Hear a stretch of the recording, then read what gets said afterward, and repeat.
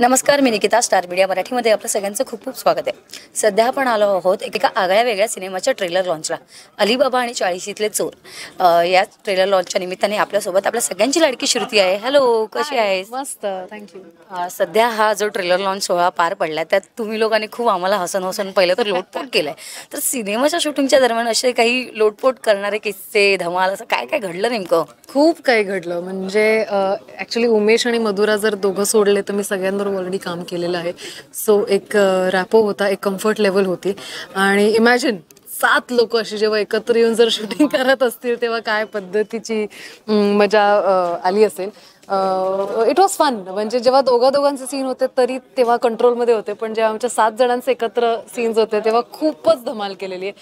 कारण हे non stop सगळे बोलणारे आहेत, सतत मजा करणारे आहेत. So it was a lot of fun. वयाच्या 40मध्ये आपण जेव्हा जातो तेव्हा एक वेगळा प्रवास सुरू होतो.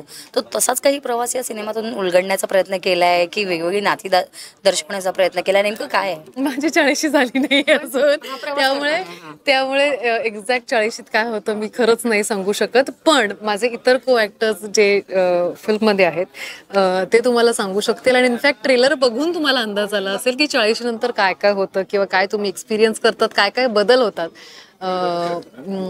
सो चित्रपट बघा, अलीबाबा 40शीतले चोर. सस्पेन्स आहे, कॉमेडी आहे, थ्रिलर आहे आणि वेगवेगळी नाती एकत्र येतात आहे. तर गुंता सोडवण्याचा प्रयत्न केला जातोय का, आणि तुझी नेमकी भूमिका काय?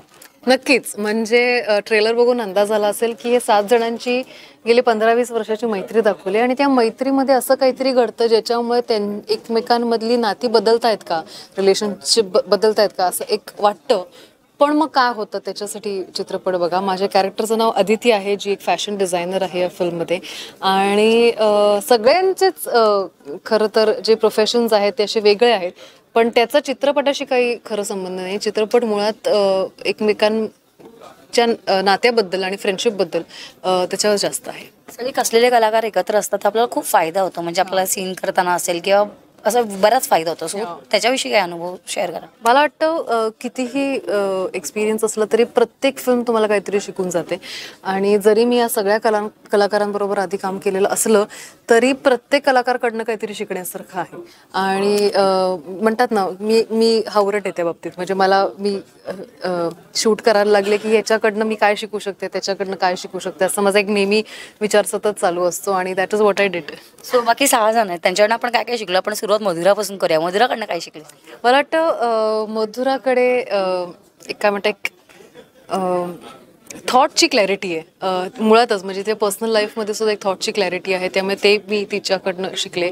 अतुलकडे खूप जास्त एक्सपिरियन्स. इनफॅक्ट आम्ही मालिका पण एकत्र केली, त्यामुळे मी रोज काही ना काहीतरी शिकत असतेच त्याच्याकडनं. आनंद एक इम्प्रॉम्प्टू ॲक्टर आहे. तो कधी काय करेल, कसं बोलेल, काय पद्धतीचं वाक्य गेलं आपल्याला कोणालाच ह्याचा अंदाज नसतो. सो त्याच्याकडनं ते शिकले मी. सुबोधकडनं स्विच ऑन आणि स्विच ऑफ कसं व्हायचं, म्हणजे भूमिकेत पटकन कसं शिरायचं आणि कट झाल्यानंतर त्यातनं बाहेर पटकन यायचं, हे मी त्याच्याकडनं शिकले. मुक्त आणि मी आधी काम केलंय मुंबईमध्ये. मुक्त ऑलवेज सरप्राईज. तिचं असतं की ती टेकमध्ये काय करेल ना हे सांगता येत नाही. म्हणजे रिहर्सल ओके चला टेक आणि टेकमध्ये काहीतरी वेगळंच इतकं सुंदर काहीतरी छान करून जाते. सो सरप्राईज एलिमेंट मुक्तामध्ये खूप असतो. आणि उमेश इज द मोस्ट काय म्हणतात, मला तो शब्द आठवत नाहीये, पण ॲज अ को ॲक्टर तो सगळ्यात जास्त कम्फर्ट देणारा ॲक्टर आहे तुम्हाला. म्हणजे जसं मी मगाशी म्हणाले की उमेश बरोबर मी पहिल्यांदा काम करत होते आणि माझे आणि उमेशचे बऱ्यापैकी सीन्स आहेत. तर मला असं एक टेन्शन नव्हतं आलं, पण असं होतं की यार ती केमिस्ट्री नाही दिसली, ती नाही वाटली तर मग कसं होईल.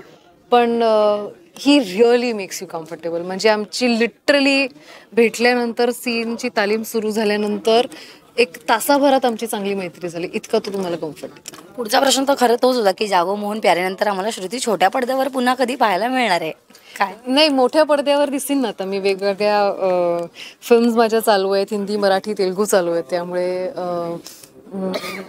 टेलिव्हिजन कदाचित आत्ता नाही, पण तुम्ही फिल्म्समध्ये तर नक्की बघा. 2009 साली तमिळ सिनेमा होता इंदिरा विजा. सो तेव्हाचा अनुभव कसा होता? खूप मस्त. एक वेगळं, म्हणजे एक तर ती भाषा नवीन, ते माध्यम नवीन, तिकडचं ऑडियन्स नवीन, तिकडचे फॅन्स नवीन, तर हे सगळंच खूप नवीन होतं. पण खूप चांगला अनुभव होता माझा तामिळ चित्रपट. प्रोसेस कशी असते थोडी जाणून घ्यायला आवडेल, कारण जेव्हा स्क्रिप्ट येते तेव्हा आपल्याला एक्सप्लेन केलं जातं किंवा ट्रान्सलेटेड स्क्रिप्ट असं कसं असतं एक्झॅक्टली? ऑफकोर्स ती स्क्रिप्ट तुम्हाला इंग्लिश किंवा देवनागरीमध्ये लिहून दिली जाते. इनफॅक्ट डायलॉगसुद्धा तुमचे जे तमिळमध्ये असतात ते तुम्हाला देवनागरीमध्ये लिहून दिलेले असतात आणि मग तुम्ही ते पाठ करता.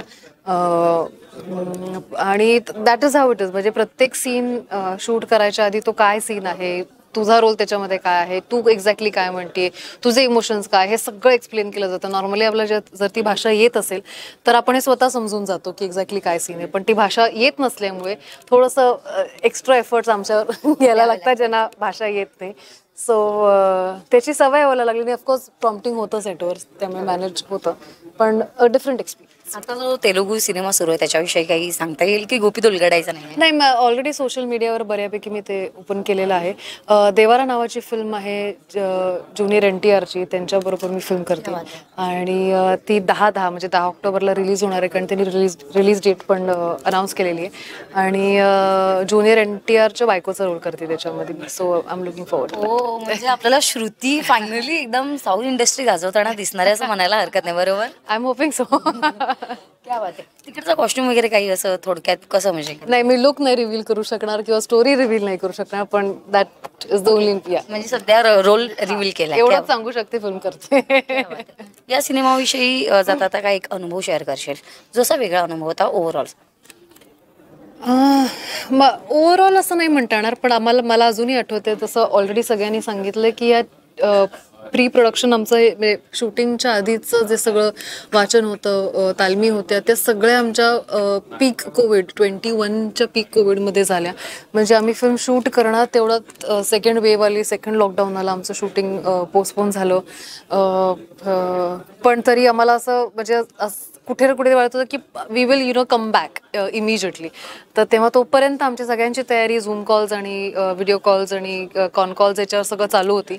आमची तयारी केली आणि फायनली मग आम्ही शूटिंग लागलो आणि सलग आहे ते 30 दिवस या फिल्मचं शूट चाललं. आणि जेव्हा डबिंगला मग मी गेले आणि मग कारण बरेच वेळा असं होतं की आपण जेव्हा त्या सीन्समध्ये नसतो तेव्हा इतर लोक काय शूट करतात किंवा काय सीन्स असतात ते आपल्याला माहिती नसतं, ते डिरेक्टली आपल्याला डबिंगच्या वेळेस दिसतं. पण डबिंगच्या वेळेस जेव्हा मी ती फिल्म बघितली, मला असं वाटतं की खूप छान आणि इंटरेस्टिंग फिल्म केलेली. आणि जसं टीझर आणि ट्रेलरचा रिस्पॉन्स लोकांकडनं येतोय की सतत काहीतरी त्यांना एक उत्सुकता राहिलेली की काय घडतंय, काय आहे. तर मला खात्री आहे की तुम्हाला सगळ्यांना हा चित्रपट नक्की आवडेल. आता आव्हान सिनेमा बघण्याचं. येस, आमचा चित्रपट अलिबाबा आणि 40शीतले चोर 29 मार्चला तुमच्या भेटीला येत आहे. त्यामुळे नक्की हा चित्रपट जवळच्या प्रेक्षकगृहामध्ये जाऊन बघा, तुम्हाला नक्की आवडेल. जी काय तुमची प्रतिक्रिया त्याच्याबद्दलची असेल ती प्लीज आमच्यापर्यंत पोचवा. सोशल मीडिया तुमच्यासाठी ओपन आहे आणि दरवेळेस तुम्ही तुमचा रिस्पॉन्स आम्हाला कळवत आलेला, तर या चित्रपटाबद्दल सुद्धा तुम्ही कळवा. थँक्यू, खूप खूप धन्यवाद आणि पुढील वाटचालीसाठी खूप खूप शुभेच्छा. Thank you, thanks a lot.